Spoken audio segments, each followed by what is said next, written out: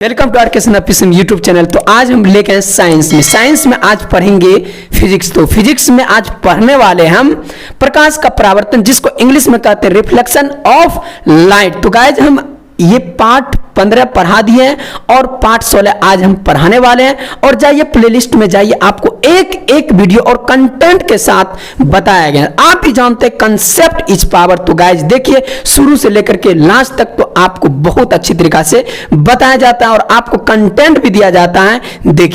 देखिए गाइज ये टॉपिक क्या है? जब वस्तु। ये तीसरा टॉपिक है, पहला दूसरा तीसरा, ये तीसरा है, पहला दूसरा हम बता दिए। हो जाइए प्लेलिस्ट में, आपको एक एक वीडियो मिलेगा। तो गाइज यहां पर देखिए, जब वस्तु अवतल दर्पण के वक्रता केंद्र और फोकस के बीच स्थित रहेगा तो कहां पर प्रतिबिंब बनेगा? क्या वास्तविक रहेगा, क्या काल्पनिक रहेगा? इस वीडियो में पूरा कंटेंट के साथ आपको बताने वाले हैं। तो देखिए फिगर, क्या इसमें फिगर के साथ बताएंगे। देखिए ये फिगर, अब देखो ये फिगर तो आपको समझ में आ गया होगा, नहीं आया होगा। तो गाइज हम किस लिए? आपको समझाने के लिए। तो गाइज ये फिगर देखना है और ध्यान से देखना है। और इस तरह का फिगर बता दिए बहुत सारा, लेकिन थोड़ा थोड़ा अलग अलग कंडीशन है। इस तरह वाला फिगर हम बता दिए, जैसे कि अब देखिए क्या कह रहा है, जब वस्तु अवतल दर्पण। क्या जब वस्तु, ये अवतल दर्पण है क्या? ये एक अवतल दर्पण है। क्या है? एक अवतल दर्पण है। इधर से कलई किया हुआ, इसको हम क्या कहते हैं? अवतल दर्पण। जैसे कि इधर से होगा, अंदर वाला भाग पेंट किया हुआ रहता था तो उसको हम क्या कहते थे? उत्तल दर्पण कहते थे। लेकिन यहां पर अवतल दर्पण एक है। तो वक्रता केंद्र भी क्लियर हो गया। वक्रता केंद्र और फोकस के बीच, क्या फोकस के बीच स्थित। अब देखिए वक्रता केंद्र क्या हुआ? सी। अब देखिए वक्रता केंद्र क्या हुआ? यहां पर सी है। क्या इसको ही कहते वक्रता केंद्र सी। अब देखो ये सी, जो वक्रता केंद्र को ही सी से डिनोट करते हैं, सूचित करते हैं। उसके बाद फोकस एफ, ये हुआ फोकस। क्या? ये हुआ फोकस, ये हुआ वक्रता केंद्र। तो गाइज यहां पर क्या कहता है? वक्रता केंद्र और फोकस के बीच स्थित रहेगा तो वस्तु तो क्या होगा? कहां पर प्रतिबिंब बनेगा? तो गाइज आपको अच्छी तरीका से लिख के और कंटेंट के साथ आपको बताने का कोशिश करते हैं। तो देखिए, देखना है, आपको अच्छी तरीका से समझाने का कोशिश करेंगे। यहां पर देखिए, जब वस्तु ए बी अवतल दर्पण के, क्या अब देखो ये अवतल दर्पण है। क्या एक ये अवतल दर्पण है, ठीक है, ये बात क्लियर हो गया। अब देखिए अवतल दर्पण के वक्रता केंद्र, अब देखो वक्रता केंद्र क्या हो गया? ये सी हो गया वक्रता केंद्र। ये सी को ही कहते हैं वक्रता केंद्र। वक्रता केंद्र सी है। क्या वक्रता केंद्र क्या है? सी है। और फोकस एफ है। क्या फोकस एफ है? ये फोकस है, ये वक्रता केंद्र है।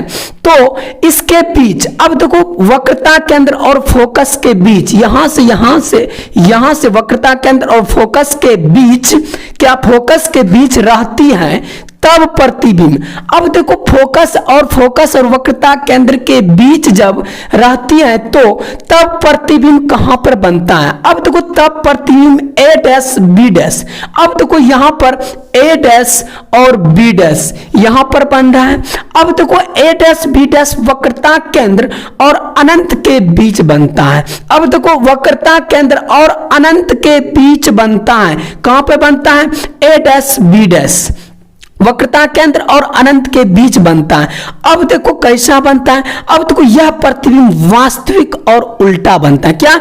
यह प्रतिबिंब वास्तविक और उल्टा बनता है, वास्तविक रूप से दिखाया जाता है, प्रतीत होता है। तो और आवर्धित मतलब अर्थात बड़ा, वस्तु से बड़ा। अब देखो ये वस्तु, अब यहां पर देखना, ये जो वस्तु है, ये जो बिंब जो है, यहां पर ए और बी, इसका नाम क्या है? और ये जो ए बी जो बिंब जो डाला गया है, अब देखो जैसे कि वक्रता केंद्र से जब खींचा गया, इस पर आवर्तित होती, उसके बाद लौटती है प्रकाश की किरण। अब देखो इसी पर सी और एफ, वक्रता केंद्र और फोकस के बीच जो बिंब जो डाला गया, इसमें टकराने के बाद इस पे आती है अवतल दर्पण पर। अवतल दर्पण के बाद मुख्य अक्ष फोकस से होकर गुजरती है, गुजरने के बाद ए डैश पर आती है। तो अब देखो यहां पर जो है वक्रता केंद्र फोकस के बीच जो ये एक बिंब जो डाला गया है, एक वस्तु जो है, तो इससे कितना बड़ा है? बहुत बड़ा है और वास्तविक रूप से दिखाई दे रहा है। अब देखो वास्तविक बनता है और वास्तविक अब देखो वास्तविक और उल्टा, क्या वास्तविक और उल्टा और आवर्धित अर्थात वस्तु से बड़ा बनता है, सबसे बड़ा इससे बड़ा है ना। अब देखिए ये कितना छोटा है, ये कितना बड़ा है, वस्तु से बड़ा, क्या वस्तु से बड़ा। आपको अच्छी तरीका से समझ में आ गया होगा।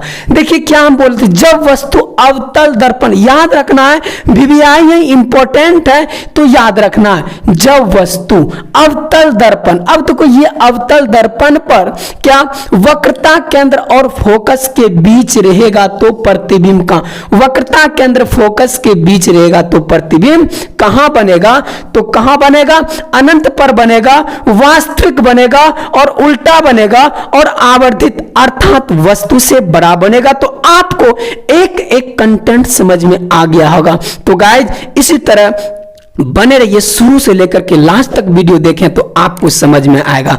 तो गाइज तब तक के लिए जय हिंद, जय भारत।